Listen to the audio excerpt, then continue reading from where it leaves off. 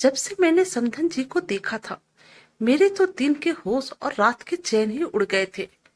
मैंने कई बार उनसे बातें की थी और मुझे यह एहसास हो गया था कि उनके दिल में भी मेरे लिए। और फिर एक दिन जब अचानक से वो मेरे घर पर आई, तो फिर हम दोनों की जिस्म की अगिन। कभी कभी इंसान बहुत बड़ा गलती कर देता है, जिसके लिए उसे बाद में बहुत ही पछतावा होता है। लेकिन गलतियां तो इंसानों से ही होती है, और अनजाने में की हुई गलती को हम गुनाह कहते हैं। लेकिन अगर कोई गलती दो लोगों की मर्जी से हो, तो उसे हम गलती ना कहकर कुछ और ही नाम दे देते हैं। अभी मेरी उम्र 50 साल है और मेरी एक 22 साल की बेटी है। परिवार के नाम पर मेरी पत्नी और मेरी बेटी ही है। मेरा नाम मयंक है और मैं लखनऊ में रहता हूँ। अभी 2 महीने पहले ही मैंने अपनी बेटी की शादी बहुत ही धूमधाम से की थी। मेरी बेटी की शादी बहुत ही अच्छे तरीके से हुई और वो खुशी खुशी अपने ससुराल भी विदा होकर चली गई। सभी कुछ अच्छा चल रहा था, लेकिन मेरा मन अब मेरे बस में नहीं था, क्योंकि मेरी बेटी की शादी में जब से मैंने अपनी समधन को देखा था, मेरा मन विचलित हो उठा था। वह मुझे बहुत ही भा गई थी। उन्हें देखकर कहीं से भी ऐसा नहीं लगता था कि वो एक 25 साल के लड़के की माँ है, क्योंकि मेरे समधी जी इस दुनिया में नहीं है। लेकिन मेरी समधन ने अपने आप को इतना मेंटेन करके रखा था कि पूरी शादी में बस मेरी निगाहें उन्हीं के ऊपर थी।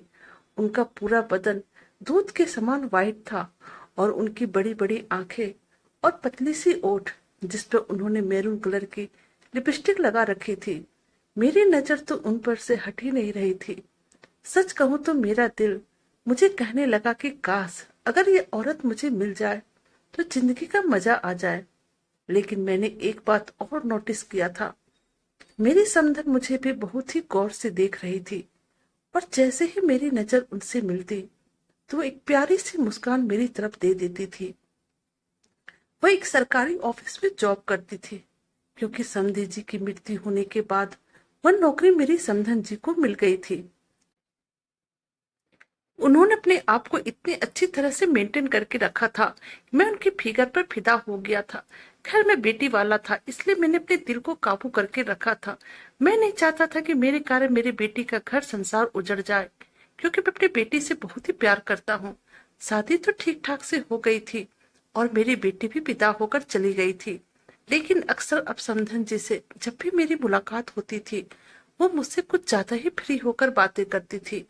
उनकी बात करने का स्टाइल भी सबसे अलग ही था। वो मुझे हमेशा कहते रहती थी, मयंक साहब, ये जिंदगी 4 दिन की है। अगर इसमें हम खुलकर नहीं जिएंगे तो फिर अगला जन्म किसने देखा है। और यह कहकर वो जोर जोर से हंसने लगती थी। जब भी मेरी समधन जी से मुलाकात होती थी, हर बार वह मुझे एक अलग ही अंदाज में दिखती थी। कभी कभी हम दोनों फोन पर बातें कर लिया करते थे। वो अक्सर मुझसे अपने अकेलेपन के बारे में बातें करती रहती थी, और मैं भी उनकी बातों में हाँ हाँ मिला दिया करता था, क्योंकि न जाने मुझे उनसे बातें करना अच्छा लगता था। वो मुझे कहा करती थी कि जब से मेरे पति मुझे छोड़कर इस दुनिया से चले गए, मेरी जिंदगी वीरान हो गई है। अब मुझे अपनी यह जिंदगी किसी पहाड़ की तरह लगती है। पता नहीं इस वीरान सी जिंदगी में कभी कोई हरियाली बनकर आएगा भी कि नहीं। लेकिन उन्हें देखकर मुझे बिल्कुल भी ऐसा नहीं लगता था कि वो एक विधवा की जिंदगी जी रही हैं। वह तो बिल्कुल एक मस्त मौला औरत थी, और हमेशा ऐसा कुछ करती थी कि जिस कारण से मेरा ध्यान उन पर चला जाता था। वो मुझे अपनी तरफ आकर्षित करने के लिए हमेशा अपने पति के ना होने की दुहाई देते रहती थी। और तो और कभी कभी मेरे सामने अपनी आंखों में आंसू भरकर मेरे सामने दया की देवी भी बन जाती थी। ऐसा नहीं था कि मैं उसे पसंद नहीं करता था, बल्कि मैं तो उस दिन जिस दिन से देखा था उसी दिन से उसका दीवाना हो गया था। लेकिन मैं अपनी मर्यादा में रहता था, क्योंकि मैं जानता था कि मेरी बेटी की शादी उस घर में हुई है। लेकिन हूं तो एक मर्द, और अभी मेरी इतनी उम्र भी नहीं हुई थी। मेरा ध्यान इन सभी पर भी नहीं जाता। कभी कभी मिलने के कारण और फोन पर बातें होने के कारण अब हम दोनों एक दूसरे के बहुत ही करीब आ गए थे, और अब मेरा मन उसे चाहने लगा था। लेकिन हमारा रिश्ता ही ऐसा था कि मैं छुपकर भी ऐसा कुछ नहीं कर सकता था, क्योंकि अगर किसी को इस बात की भनक लग जाती तो मेरी बेटी की जिंदगी बर्बाद। एक दिन दोपहर के समय में घर पर अकेला था, क्योंकि मेरी बीबी अपनी माँ से मिलने के लिए मैके गई हुई थी कि अचानक से कॉल बेल बजी। मैंने दरवाजा खोला तो दरवाजा खोलते ही मेरी नजर मेरे समधन जी पे पड़ी। अचानक से उन्हें देखकर मैं अंदर ही अंदर बहुत ही खुश हुआ। मैंने उन्हें अंदर आने के लिए कहा और फिर सोफे पर बैठाया। आज उन्होंने पिंक कलर की पतली शिफॉन साड़ी पहनी हुई थी, जिसमें वो बहुत ही जच रही थी। मैंने उन्हें सोफे पर बैठने के लिए कहा। अभी वो सोफे पर बैठने ही वाली थी, अचानक से पंखे और अचानक से इस तरह मेरे साथ हो जाने के कारण मैं अचंभित हो गया। लेकिन उनकी साड़ी के आंचल से एक भीनी भीनी सी खुशबू आ रही थी। उन्होंने बहुत ही अच्छी क्वालिटी की परफ्यूम लगाकर रखी थी। और फिर जैसे ही मैंने वह आंचल अपने चेहरे पर से हटाया, मेरी नजर समधिन जी के पर पड़ गई। एक पल के लिए मैं तो थमसा गया और मुझे ऐसा लगने लगा अब मैं अपने काबू में नहीं रहूंगा। लेकिन फिर मैं होश में आया और जल्दी से मैं वो आंचल उनके कंधे पर रख दिया। और फिर जैसे ही मेरी नजर उन पर गई तो वह मुझे बोली, यह आंचल भी अपना साथी ढूंढ ही लेती है। अब देखिए, यह तो मेरे जिस्म पर थी, परंतु इसे आपका चेहरा पसंद आ गया। यह कहकर वह जोर जोर से हंसने लगती है और अब मैं भी उन्हें देखकर मुस्कुराने लगता हूँ। फिर मैंने उन्हें बैठने को कहा और उसके बाद किचन में जाकर 2 ग्लास कोल्ड ड्रिंक ले आया। एक उनके हाथों में देने के बाद एक गिलास मैं भी पकड़ लिया। हम दोनों इधर उधर की बातें करने लगे, लेकिन मेरा ध्यान बार बार उन्हीं पर जा रहा था और उन्हें भी पता था कि मैं भी क्या सोच रहा हूँ, क्योंकि अभी कुछ देर पहले मेरे साथ जो हुआ था और मैंने जो देखा था उससे मेरे तन बदन में आग लग चुका था। अब यह एक अचानक से हुआ घटना था, यह भी उन्होंने जानबूझकर मेरे साथ किया था, यह मुझे नहीं मालूम था। लेकिन जो भी था, उसके बाद मैंने अपने आप को बहुत ही मुश्किलों से संभाला हुआ था। थोड़ी देर बातें करने के बाद वह मुझे बोली, क्या आपके यहाँ केवल कोल्ड ड्रिंक्स ही मिलती है? या फिर मैंने उनसे पूछा, अब आप बताइए कि आप क्या खाना पीना पसंद करेगी। आज आपकी हर हुक्म मानी जाएगी। आपका यह समधी आपकी खिदमत करने के लिए तैयार है। फिर उन्होंने मुझे कहा, मुझे आपका ये अंदाज बहुत ही अच्छा लगा। क्या यहाँ पर वोडका मिल सकता है? मैंने कहा बिल्कुल, और यह खाकर मैं बाहर उठकर चला गया और 1 बोतल वोडका, 2 ग्लास और कुछ खाने का सामान ले आया। फिर जैसे ही मैंने उसे पीने के लिए ग्लास आगे बढ़ाया, उन्होंने झट से वह ग्लास ले लिया और एक ही घुट में वह ग्लास खाली कर दिया। उसे देखकर ऐसा लग रहा था जैसे ये बहुत दिनों से प्यासी है। फिर मैंने उन्हें कहा, आहिस्ता आहिस्ता कीजिए, इतनी भी क्या जल्दी है। उन्होंने 2-3 ग्लास और पिए और फिर मुझे कहने लगी, आप इतनी दूर क्यों बैठे हैं, इधर मेरे पास आइए। मैं उनकी बातें सुनकर थोड़ा सकपका गया, लेकिन फिर मैंने कहा, जी मैं बिल्कुल ठीक हूँ। लेकिन वह बोली, नहीं मैं बिल्कुल ठीक नहीं हूँ। और यह कहकर वह मेरे पास एकदम से मेरे करीब आकर बैठ गई। अब वह मेरे एकदम से करीब बैठी थी, मुझसे तो कुछ बोला भी नहीं जा रहा था। फिर उसने मुझे कहा कि मुझे बहुत ही गर्मी लग रही है, पंखे की हवा तेज कर दीजिए। मैंने कहा, पंखा तो अपनी स्पीड में चल रहा है, लगता आपको कुछ ज्यादा ही चढ़ गई है। मेरे ऐसे कहने पर उन्होंने जैसे ही अपना हाथ उठाया, इस बार उनका रुमाल सोफे के नीचे गिर गया और फिर वो झुककर वह रुमाल उठाने लगी। लेकिन मेरी नजर फिर उस पर टिक गई। इस बार उन्होंने आंखों में आंखें डालकर कहा, इतने ध्यान से क्या देख रहे हैं मयंक जी? मैंने कहा, कुछ नहीं, बस आपको देख रहा हूँ। भगवान ने कितनी फुर्सत से आपको बनाया है। फिर वह मुझे बोली, देखना है तो यूं नजर चुराकर मत देखिए, जैसा मन आपका करे वैसा देखिए। किसने आपको मना किया है? मैं तो कब से चाह रही हूँ कि आप मुझे जी भर कर देखो। मुझे एक भी जरा बुरा नहीं लगेगा, बल्कि मुझे बहुत ही अच्छा लगेगा। उसके इस तरह के बोलने से मेरे अंदर एक अजीब सी हलचल पैदा हो गई थी। फिर वह मुझे कहने लगे, अच्छे एक आध बात बताओ, क्या तुम अपने ओल्ड फैशन बेबी से थकते नहीं हो? मैंने उसे कुछ नहीं कहा। फिर वो कहने लगी, जिस दिन से मैं आपको देखा हूँ, न जाने क्यों मैं आप पर मर मिटी हूँ। और मुझे यह भी पता है आपकी पत्नी आज मैके गई हुई है और अब आप बिल्कुल अकेले हैं। मैंने कहा, आपको कैसे मालूम कि मेरी पत्नी मैके गई है? तो मेरी समधन जी ने कहा, आपकी बेटी अपनी माँ से बात कर रही थी और मैंने वह बात सुन ली थी, इसलिए आज ऑफिस के लंच टाइम के बाद ही मैं छुट्टी ले ली और यहाँ आपके पास चली आई। आखिर मैं भी क्या करूं? हूं तो एक औरत, मेरे भी तो कुछ अरमान है। जब से आपके समधी जी मुझे छोड़कर गए, मैं अपने आप को बहुत ही तन्हा और अकेला महसूस करती हूँ। फिर वह बोली, मुझे पता है आप भी मुझे पसंद करते हो, क्या आप मेरा साथ दोगे? उनकी बातें सुनने के बाद मेरे तो मुंह से आवाज ही नहीं निकल रही थी।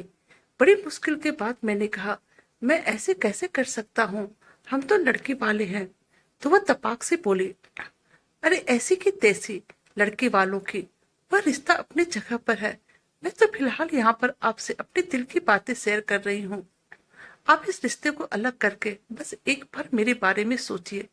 क्या मैं आपको अच्छी नहीं लगती हूँ? आपका दिल मुझे देखकर नहीं मचलता है? मैंने तो शादी के दिन ही आपकी नीयत को भांप लिया था। मुझे आप में एक अच्छा दोस्त नजर आता है। मैं चाहती हूँ हम लोग एक अच्छे दोस्त बन जाए। लेकिन फिर भी मैंने जब कुछ नहीं कहा तो वह मुझसे बोली, अगर आपके मन में भी मेरे लिए कुछ है तो मुझे साफ साफ बोलो, नहीं तो मैं जा रही हूँ। और फिर जैसे ही वह जाने लगी कि लड़खड़ाकर गिरने ही वाली थी, लेकिन मैंने मौका रहते उसे संभाल लिया और अब वह मेरी बाहों में थी। उन्होंने मुझे कसकर पकड़ लिया था और मुझे ऐसा लग रहा था कि वो बस अब मुझे किसी भी कीमत पर हासिल करना चाहते थे। फिर वह मुझसे कहने लगे, अब तो मान भी जाओ, क्या तुम्हें मेरी हालत दिखाई नहीं दे रही है कि मेरे अंदर किस तरह से आग लगी हुई है? ऐसा ना हो या आज मेरे जिस्म को जलाकर राख कर दे। फिर वह मुझसे कहने लगे, आप मर्द होकर इतना क्यों शर्मा रहे हो? अच्छा एक बात बताओ, अगर मैं आपको खुला ऑफर दूं तब आप क्या करोगे? मान जाओगे या फिर इनकार कर दोगे? अब मैंने भी अपनी शर्म हया छोड़ दी और फिर सोचा, जो होगा देखा जाएगा, क्योंकि कोई भी मर्द अपने आप को कब तक संभाले रह सकता है। जिस तरह की हरकतें समधन जी मेरे साथ कर रही थी, वह किसी भी मर्द के अंदर जोश लाने के लिए काफी था। अब मेरा भी दिल उन्हें पाने के लिए बेचैन होने लगा था। ना कि तो कोई गुंजाइश ही ना रही थी। फिर मैंने कहा, जो तुम जैसे हसीन औरतों को ठुकराएगा वह तो बेवकूफ होगा। मुझे तो बस अपने बच्चे की चिंता है, नहीं तो मैं कब से आपको दिल ही दिल में चाहता हूँ। फिर उसने कहा, तो फिर देरी किस बात की है?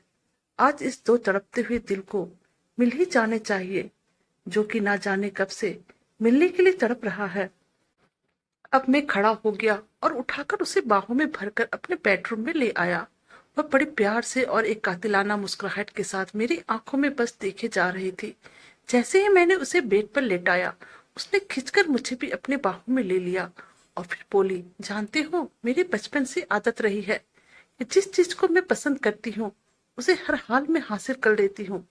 फिर मैंने भी पूछा, अच्छा तो यह बताओ मुझ पर दिल कब और कैसे आया? वह बोली, जिस दिन हम रिश्ता लेकर आपके घर आए थे, मैंने तुम्हें देखकर तभी सोच लिया था, रिश्ता हो या ना हो मगर मैं तुमसे ट्रिप जरूर लूंगी। इस बार उसने यह बात मेरे लबों को चूमकर कहा था। उसके लबों की गर्माहट मेरे जिस्म में तपिश बढ़ा रही थी, लेकिन फिर मुझे उसकी बातें सुनकर हंसी आ गई। फिर उसने पूछा, हंस क्यों रहे हो? मैंने कहा, वैसे एक विचार मन में आया। वह बोली, बताओ ने क्या विचार मन में आया? मैंने कहा, बुरा तो नहीं मानोगी? वह बोली, बिल्कुल नहीं। अब तो तुम जो भी कहोगे मैं वही करूंगी, क्योंकि मुझे तुम्हारे जैसा दोस्त पहली बार मिला है। अब तो बताओ तुम क्यों हंसे? मैंने कहा, मेरे मन में यह ख्याल आया कि जिस तरह से तुम्हारे बेटे ने मेरी बेटी के साथ सुहागरात मनाई होगी और उसके शरीर को रौंदा होगा, आज क्यों न मैं वह बदला तुमसे ले लूं। मेरी यह बात सुनकर वह उसकी बड़ी बड़ी आंखों में चमक आ गई और उसके चेहरे लाल हो गए। फिर वह जोर जोर से हंसने लगी। अब उसने मुझे कहा, जल्द से जल्द अपनी कृपा मुझ पर करो और मुझे भी उसी तरह से रौंद दो किस जिस तरह से मेरे बेटे ने तुम्हारी बेटी के साथ किया होगा। तुम आज कोई कसर मत छोड़ना। तुम अपने इस समधन से पूरा हिसाब किताब बराबर कर लो। मुझे बहुत ही अच्छा लगेगा और मैं तो कब से यह कृपा पाने के लिए तैयार बैठी हूँ। फिर वह बोली, तुम्हें पता है मुझे मर्दों के साथ खुल्लम खुल्ला कुछ भी करने और कहने में बहुत ही मजा आता है, चाहे वह कोई बात हो या फिर कुछ करना हो।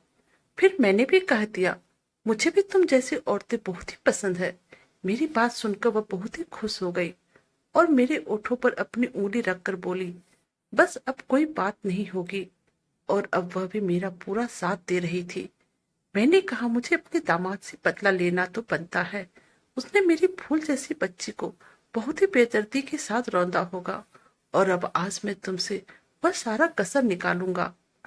और अब मैं उसे बड़ी बेदर्दी के साथ प्यार करने लगा था, लेकिन वह भी इन सब चीजों में बहुत ही माहिर थी। वह हर बार बहुत ही खुशी के साथ मेरा साथ दे रही थी। लेकिन फिर कुछ ही देर बाद वह मुझे कहने लगी, बस अब रहने दो, चलो एक एक पैक पीते हैं।